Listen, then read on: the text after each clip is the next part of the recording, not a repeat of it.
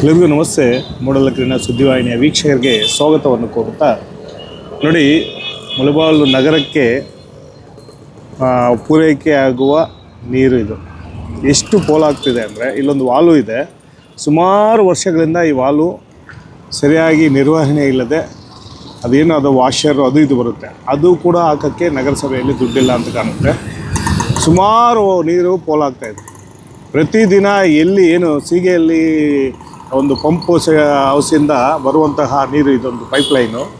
ಈ ಪೈಪ್ಲೈನ್ನ ನೀರು ಪೋಲಾಗ್ತಾ ಇರೋದು ಏನು, ಅಲ್ಲಿ ಪೈಪ್ಲೈನ್ ಪೂರೈಕೆ ಅಲ್ಲಿ ಏನು ಮೇಲೆತ್ತುವ ಕೆಲಸ, ಟ್ಯಾಂಕ್ಗಳ ಮೇಲೆತ್ತುವ ಮಾಡಿದ್ರೆ ಈ ಪೈಪಿಂದ ಇಷ್ಟು ವೇಸ್ಟೇಜ್, ಅಂದರೆ ಎಷ್ಟೊತ್ತು ಪೂರೈಕೆ ನೀರನ್ನು ಟ್ಯಾಂಕಿಗೆ ಕಳಿಸ್ಕೊಡ್ತಾರೋ ಅಷ್ಟೊತ್ತು ಕೂಡ ನೀರು ಇಲ್ಲಿ ಹೋಗ್ತಾಯಿದೆ. ಸುಮಾರು ಒಂದು 3 ಇಂಚು ನೀರು ಇಲ್ಲಿ ಪೋಲಾಗ್ತಾ ಇರೋದು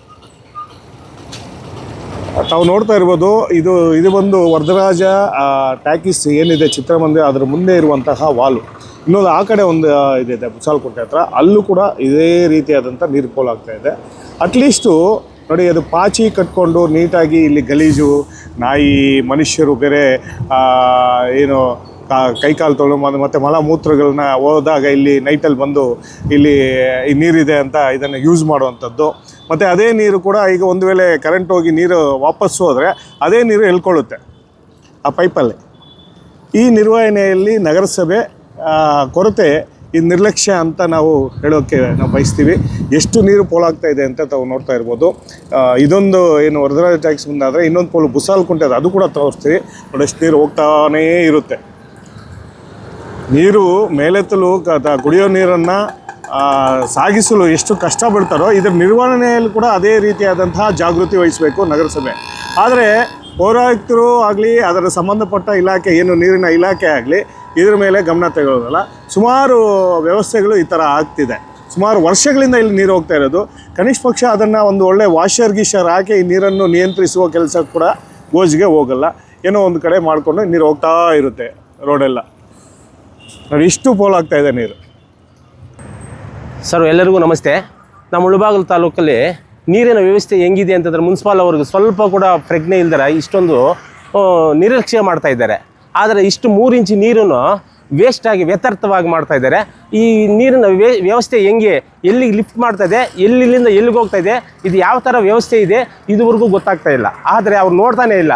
ಅದು ಮಲಮೂತ್ರ, ಇವು ನಾಯಿಗಳು ಸಹ ನಗ್ತವೆ. ಮತ್ತು ಬೇರೆ ನನ್ನ ಮಕ್ಕಳು ಇವರೆಲ್ಲ ಬಂದು ಇಲ್ಲಿ ತಿಕ್ಕಪಕ್ಕ ಎಲ್ಲ ತೊಳ್ಕೊಂಡು ಹೋಗ್ತಾ ಇದ್ದಾರೆ. ಆದರೆ ಇಡೀ ಮುಳಬಾಗಿಲು ತಾಲೂಕಿಗೆ ಅವ್ರು ತಿಕ್ಕಪಕ್ಕ ಎಲ್ಲ ತೊಳ್ಕೊಳ್ಳೋದೆಲ್ಲ ನಲ್ಲಿಯಲ್ಲಿ ನೀರು ಹೋಗ್ತಾ ಇರ್ತವೆ. ಆದರೆ ಇದನ್ನು ಯಾವ ಥರ ಕಂಟ್ರೋಲ್ ಮಾಡಬೇಕು ಅಂತ ಇದುವರೆಗೂ ಯಾರೂ ಗಮನಕ್ಕೆ ತಂದಿಲ್ಲ. ಆದರೆ ನಮ್ಮ ಮುಳಬಾಗಿಲು ತಾಲೂಕಿನ ವ್ಯವಸ್ಥೆ ಹೆಂಗಿದೆ ಅಂತಂದರೆ, ಅದು ನೋಡಿ, 3 ಇಂಚು ನೀರು ಯಥಾರ್ಥವಾಗಿ ಇಷ್ಟು ವೇಸ್ಟಾಗಿ ಹೋಗ್ತಾ ಇದೆ. ಇದುವರೆಗೂ ಸುಮಾರು ದಿವಸಗಳಿಂದ ನೋಡ್ತಾ ಇದ್ದೀನಿ. ಇದ್ರ ಬಗ್ಗೆ ಯಾರೂ ಗಮನವೇ ಕೊಡ್ತಾ ಇಲ್ಲ. ದಯವಿಟ್ಟು ನೀವು ನೋಡಿ, ಮುನ್ಸಿಪಲ್ ಆಫೀಸವರಾಗಲಿ ಇಲ್ಲ ನಮ್ಮ ತಾಲೂಕು ಆಫೀಸಲ್ಲಾಗಲಿ ಯಾರಾದರೂ ದಯವಿಟ್ಟು ಗಮನ ಕೊಟ್ಟು ಇದನ್ನು ಭದ್ರತೆಯನ್ನು ಮಾಡಿ ಗಟ್ಟಿಭದ್ರತೆ ಮಾಡಬೇಕು ಅಂತ ನಾವು ಮನವಿ ಮಾಡ್ಕೊಳ್ತಾ ಇದ್ದೀವಿ ಸರ್. ನಮ್ಮ ಹೆಸರು BM ರಮೇಶ್ ಅಂತ. 2ನೇ ಪಂಪುಗೆ ಬಂದಿದ್ದೀವಿ. ನೋಡಿ, ಬುಸಾಲಕುಂಟೆಯ ಏನಿಲ್ಲಿ ಪೂಲು ರಾಯಲ್ ಕಾಂಪ್ಲೆಕ್ಸ್ನ ಮುಂಭಾಗದಲ್ಲಿರುವ ಪಂಜಾಬ್, ಹೊಸದಾಗಿ ಪಂಜಾಬ್ ನ್ಯಾಷನಲ್ ಬ್ಯಾಂಕ್ ಮುಂಭಾಗದಲ್ಲಿರುವ ಒಂದು ವಾಟರ್ ಇದಕ್ಕೆ ನೋಡಿ ಎಷ್ಟು ನೀರು ಪೋಲಾಗ್ತಾ ಇದೆ ಅಂತ ತಾವೇ ನೋಡ್ಬೋದು. ಅದು ಇದು ಎಷ್ಟು ಪೋಲಾಗ್ತಾ ಇದೆ ಅಂದರೆ, ಸುಮಾರು ಒಂದು ಬಡಾವಣೆಗೆ ನೀರನ್ನು ಪೂರೈಸುವಂಥ ನೀರು ಇಲ್ಲಿ ವ್ಯರ್ಥ ಆಗ್ತಾ ಇದೆ. ತಾವು ನೋಡ್ತಾ ಇರ್ಬೋದು, ಒಳಗಡೆನೇ ನೀರು ಮೇಲೆ ಬರಬಾರ್ದು ಅಂತ ಒಳಗಡೆನೇ ಅದಕ್ಕೊಂದು ರಂಧ್ರ ಮಾಡಿ ಕಾಲುವೆಗೆ ಬಿಟ್ಬಿಟ್ಟಿದ್ದಾರೆ. ನೀರು ಮೇಲೆ ಬಂದರೆ ಇದಾಗುತ್ತೆ ಅಂತ. ಅಟ್ಲೀಸ್ಟು ಇದು ಏನಾಗಿದೆ, ಅಲ್ಲಿ ಪಂಪ್ ಸೆಟ್ಗೆ ಏನಾದರೂ ಆ ವಾಷರ್ ಗೀಷರ್ ಹೋಗುವಂಥದ್ದು ಸುಮಾರು ವರ್ಷಗಳಾಗಿದೆ ಇದನ್ನು ಮ್ಯಾನೇಜ್ಮೆಂಟ್ ತೊಗೊಂಡು ಅಂತ ನಾವು ನೋಡ್ಬೋದು. ಇದು ನಗರಸಭೆಯ ನಾವು ತಾಲೂಕನ್ನು, ನಗರವನ್ನು ಸ್ವಚ್ಛವಾಗಿಡ್ತೀವಿ, ನೀರು ಪೂರೈಕೆ ನಾವು ಮಾಡ್ತೀವಿ, ನಾವು ದೊಡ್ಡ ಮಟ್ಟದಲ್ಲಿ ಜನತೆಗೆ ಇದು ಮಾಡ್ತಾಯಿದ್ವಿ. ಈ ನೀರು ಪೋಲಾಗ್ತಾಯಿದ್ರೆ ಒಂದು ಬಡಾವಣೆಗೆ ಆಗುವಷ್ಟು ನೀರು ಸುಮಾರು ಏನು ಸೀಗೆಯಲ್ಲಿ ಪಂಪ್ ಸೆಟ್ಟಿಂದ ಎಲ್ಲಿ ಮೇಲೆ ಹೋಗುತ್ತೋ, ಸೀಗೆಯಲ್ಲಿ ಪಂಪ್ ಸೆಟ್ಟು ಅನ್ಬೋದು. ಇದು ಎಷ್ಟು ಪಂಪ್ ಮಾಡ್ತಾರೋ ಅಷ್ಟು ಹೊತ್ತು ಅಷ್ಟು ಸಮಯಕ್ಕೂ ಈ ನೀರು ಇಷ್ಟು ಪೋಲಾಗ್ತಾ ಇದ್ದರೆ ನಗರಸಭೆ ಕಣ್ಣು ಮುಚ್ಚಿ ಮಾತ್ರ ಕುಂತಾ ಇದೆ, ನಮಗೇನು ಗೊತ್ತಿಲ್ಲ ಅಂತ. ಅಲ್ಲಲ್ಲಿ ವಾರ್ಡ್ಗಳಲ್ಲಿ ನೀರಿನ ಕೊರತೆ ಎದ್ದು ಕಾಣ್ತಾ ಇದೆ. ಈ ನೀರನ್ನು ಪೋಲ್ ಮಾಡ್ತಾ ಇರೋದು ಯಾರ ಕಣ್ಣಿಗೂ ಬೀಳ್ತಾ ಇಲ್ಲ. ಮೂಡಲಕೆರೆನ ಇದು ಪ್ರತ್ಯಕ್ಷವಾಗಿ ನಿಮ್ಮ ಮುಂದೆ ಇಡ್ತಾ ಇದೆ. ನಗರಸಭೆಯವರೇ, ಅದೇನು ನೀರಿನ ಇಲಾಖೆಯವರೇ, ಇದನ್ನು ಸ್ವಲ್ಪ ಗಮನವಿಟ್ಟು ನೋಡಿ ಇದ್ರ ಬಗ್ಗೆ ನೀವೇನು ಹೇಳ್ತಿರೋ ಕೂಡ ನೀವು ಮಾತಾಡಬೇಕು. ಇದು ಸರಿಪಡಿಸಿಲ್ಲ ಅಂದರೆ ನಿಮ್ಮಂಥ ನಗರಸಭೆ ಇದ್ದಿದ್ದು ವೇಸ್ಟು ಮುಳಬಾಲಲ್ಲಿ. ಇಷ್ಟು ನೀರನ್ನು, ಯಾಕೆಂದರೆ ಬೋರ್ಗಳಾಗ್ತಾ ಇದ್ದೀರಾ, ಕೊಳವೆ ಬಾವಿಗಳಾಗ್ತಾ ಇದ್ದೀರಾ, ನೀರಿಲ್ಲ ಅಂತ, ನೀರು ಕೊರತೆ ಆಗ್ತಾ ಇದೆ ಅಂತ. ಈ ಪೋಲಾಗ್ತಾ ಇರೋ ನೀರನ್ನು ಇದನ್ನು ಸಂರಕ್ಷಿಸುವ ಮತ್ತು ಇದನ್ನು ವ್ಯರ್ಥ ಮಾಡದೆ ನೀವು ಭದ್ರಪಡಿಸುವ ಗೋಜಿಗೆ ಹೋಗಿಲ್ಲ ಅಂದರೆ ನಗರಸಭೆ ಎಷ್ಟು ಕೆಲಸ ಮಾಡ್ತಾ ಇದೆ ಅಂತ ಜನತೆ ನೋಡಲಿ.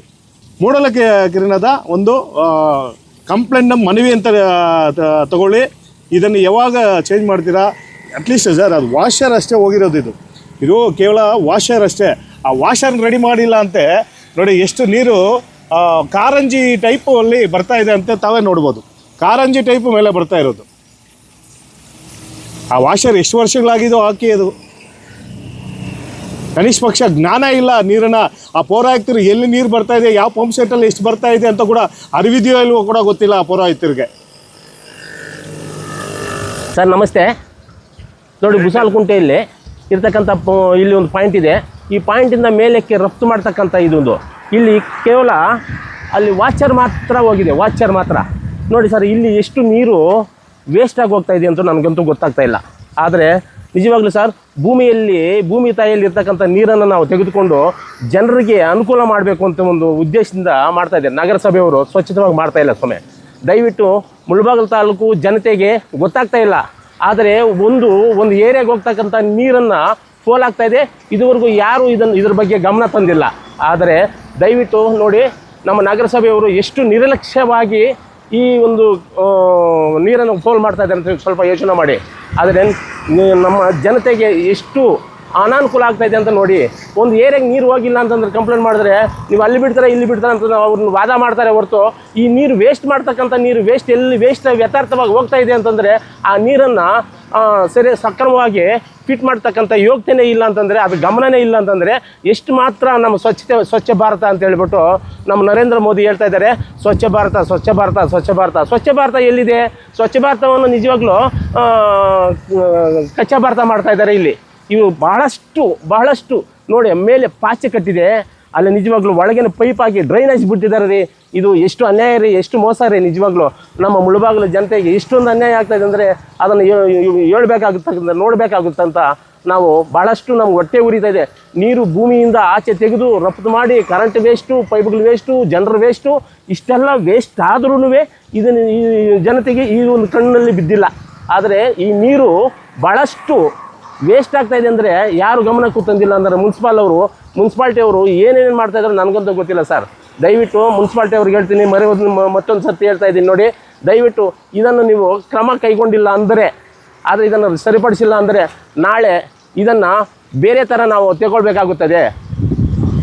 ವೀಕ್ಷಕರಿಗೆ ನಾವೇನು ಈಗ ಅಲ್ಲೇನು ನಿಮಗೆ ನೀರಿನ ವ್ಯರ್ಥ ಆಗ್ತಾ ಇರೋ ನಗರಸಭೆಯಿಂದ ಆಗುವಂಥ ನಿರ್ಲಕ್ಷ್ಯ ಏನು ವ್ಯರ್ಥ ಆಗ್ತಾ ಇದೆ, ಅದರ ಮುಖ್ಯ ಪಂಪ್ ಸೆಟ್ ಅಂದರೆ ನೀರನ್ನು ಎಲ್ಲಿ ಪೂರೈಕೆ ಆಗುತ್ತೆ ಅಲ್ಲಿಗೆ ಬಂದಿದ್ದೀವಿ. ಇದು ಸೀಗೆಯಲ್ಲಿ ಪಂಪ್ ಹೌಸ್ ಅಂತ.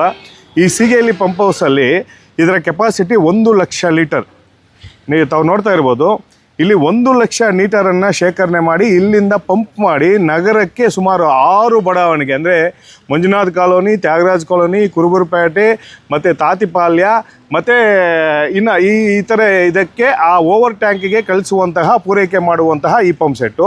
ಈಗ ಏನು ನೀವು ನೋಡಿಸಿದ್ವಿ ವರದರಾಜ ಟಾಕೀಸ್ ಮುಂದೆ, ಮತ್ತು ಅದೇ ರೀತಿ ಬುಸಾಲ್ಕುಂಟೆ ಹತ್ರ ತೋರಿಸಿದ್ವಿ. ಇಲ್ಲಿಂದ ಪಂಪ್ ಆಗುವಂತಹ ನೀರೇ ಅಲ್ಲಿ ವ್ಯರ್ಥ ಆಗ್ತಾ ಇರೋದು. 1 ಲಕ್ಷ ಲೀಟರ್ ಪಂಪ್ ಆಗೋಕ್ಕೆ ಸುಮಾರು ಅಂದರೆ 2 ರಿಂದ 3 ಅವರ್ ತೊಗೊಳುತ್ತೆ. 2 ರಿಂದ 3 ಅವರ್ ತೊಗೊಂಡು ಸುಮಾರು ಒಂದು ದಿನಕ್ಕೆ 24 ಗಂಟೆಯಲ್ಲಿ ಇದು 5 ಲಕ್ಷ ನೀರನ್ನು ನಮ್ಮ ನಗರಕ್ಕೆ, ಮುಳಬಾಗಿಲು ನಗರಕ್ಕೆ ಕೊಡುತ್ತೆ. ಈ 5 ಲಕ್ಷ ಲೀಟರನ್ನು ಪೂರೈಕೆ ಆಗೋದು ಸಮಯ ಬಂದು ಸುಮಾರು ಅಂದರೆ 10 ರಿಂದ 12 ಗಂಟೆ ಸಮಯ ಹಿಡಿಯುತ್ತೆ. ನಾವು ಹೇಳ್ತಿರೋದು ನಿಮಗೆ ಅಂಕಿಅಂಶ ರೂಪದಲ್ಲಿ ಹೇಳ್ತಾ ಇದ್ದೀವಿ.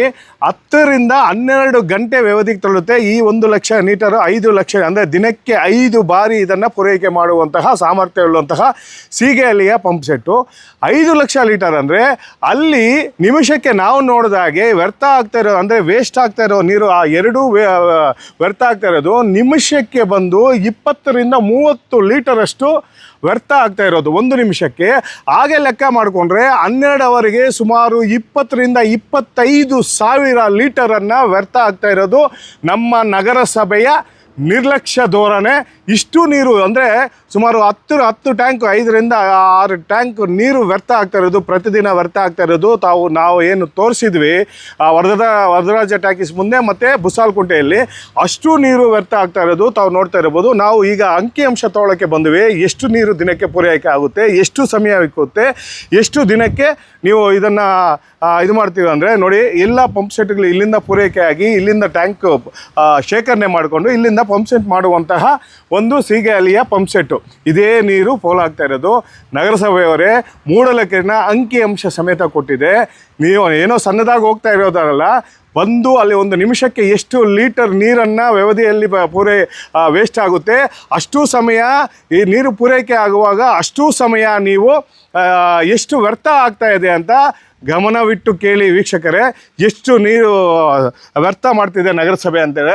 ನೀರನ್ನು ನಾವು ಎಷ್ಟು ಸಂರಕ್ಷಣೆ ಮಾಡ್ಕೋಬೇಕು ಆದರೆ ನಮ್ಮ ಮುಳಬಾಗಿಲಿನ ನಗರಸಭೆ ಈ ರೀತಿಯಾದಂತಹ ಒಂದು ನಿರ್ಲಕ್ಷ್ಯ ಧೋರಣೆ, ನೀರನ್ನು ವ್ಯರ್ಥ ಮಾಡ್ತಿರೋದು, ಕುಡಿಯುವ ನೀರನ್ನು ವ್ಯರ್ಥ ಮಾಡ್ತಿರೋದು ತಾವೆಲ್ಲ ನೋಡ್ತಾ ಇರ್ಬೋದು.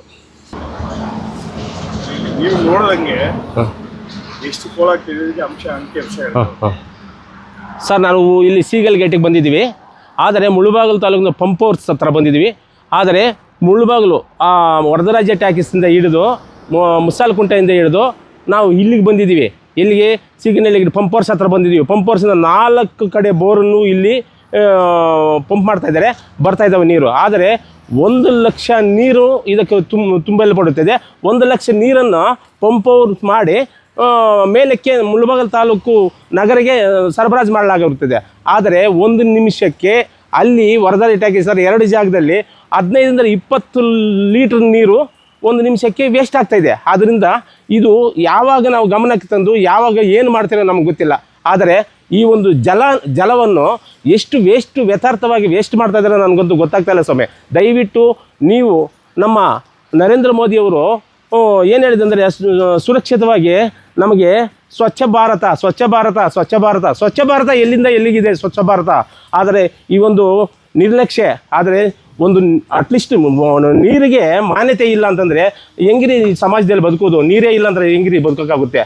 ಆದರೆ ಬಹಳಷ್ಟು ನಮಗೆ ನೋವಾಗ್ತಾ ಇದೆ. ನೀರನ್ನು ವೇಸ್ಟ್ ಮಾಡ್ತಾ ಇದ್ದಾರೆ. ಈ ಪಂಪ್ ಹೌಸ್ಗಳು ನೋಡಿದ್ರೆ ಎಷ್ಟು ಸಾವಿರಗಳ ಎಷ್ಟು ಲಕ್ಷಗಳ ಇಷ್ಟೊಂದು ಬಂಡವಾಳ, ಆದರೆ ಸರ್ಕಾರಕ್ಕೆ ಇಷ್ಟೊಂದು ಅನ್ಯಾಯ, ಇಷ್ಟೊಂದು ಮೋಸ. ಆದರೆ ಇಷ್ಟೊಂದು ಈ ಅನ್ಯಾಯವನ್ನು ಯಾರೂ ಪರಿಗಣಿಸ್ತಾ ಇಲ್ಲ, ಯಾರೂ ಕೂಡ ಇದನ್ನು ಪರಿಗಣಿಸ್ತಾ ಇಲ್ಲ. ಇಲ್ಲಿಷ್ಟು ನೀರು ವೇಸ್ಟ್ ಆಗ್ತಾ ಇದೆ ಯಾರು ಕೂಡ ಕೇಳ್ತಾ ಇಲ್ಲ. ದಯವಿಟ್ಟು ನಾವು ಹೇಳ್ತಾ ಇದ್ದೀವಿ ನೋಡ್ರಿ, ಮುನ್ಸಿಪಲ್ ಅವರೇ, ದಯವಿಟ್ಟು ನಾವು ಹೇಳ್ತಾ ಇದ್ದೀವಿ, ಇದನ್ನು ಆದಷ್ಟು ಬೇಗ ಚರ್ರೆ ಇಟ್ಕೊಂಡು ಈ ಒಂದು 2 ಜಾಗದಲ್ಲೇನು ಅದನ್ನು ಕಂಟ್ರೋಲ್ ಮಾಡಿ ಮುಂದಿನ ಸರಬರಾಜನ್ನು ಮಾಡಬೇಕು ಅಂತ ನಾವು ಮನವಿ ಮಾಡ್ಕೊಳ್ತಾ ಇದ್ದೀವಿ. ನೋಡಿ, ನಾವು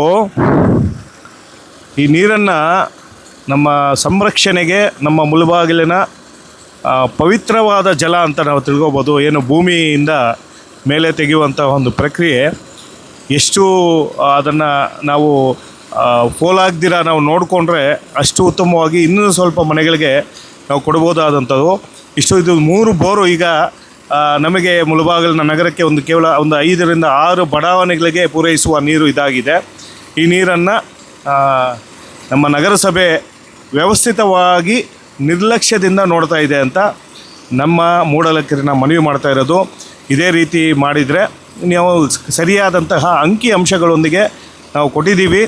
ಬೇಕಾದರೆ ನಗರಸಭೆಯವರು ಇದು ನೀರು ಇಷ್ಟು ಪೋಲಾಗ್ತಾ ಇಲ್ಲ ಅಂತ ಅವರು ರುಜುವು ಮಾಡಲಿ.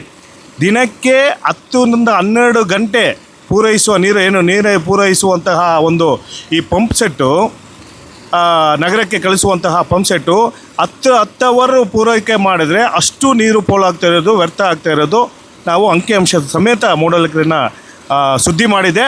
ನೋಡೋಣ ಎಷ್ಟು ಬೇಗ ಇದನ್ನು ರೆಡಿ ಮಾಡ್ತಾರೋ ನಾವು ಕಾದು ನೋಡ್ತಾ ಇದ್ದೀವಿ. ಈ ಮನವಿಯನ್ನು ನಗರಸಭೆ ಪೌರಾಯುಕ್ತರಿಗೆ ಈ ಒಂದು ಸುದ್ದಿ ಅಂದರೆ ದೃಶ್ಯ ಮಾಧ್ಯಮದ ಮುಖಾಂತರ ನಿಮಗೆ ಕೊಡ್ತಾ ಇದ್ದೀವಿ. ಪೌರಾಯುಕ್ತರೇ, ಇದನ್ನು ಯಾವಾಗ ನೀವು ರೆಡಿ ಮಾಡ್ತೀರಾ ನಾವು ಕಾದು ನೋಡ್ತಾ ಇರ್ತೀವಿ.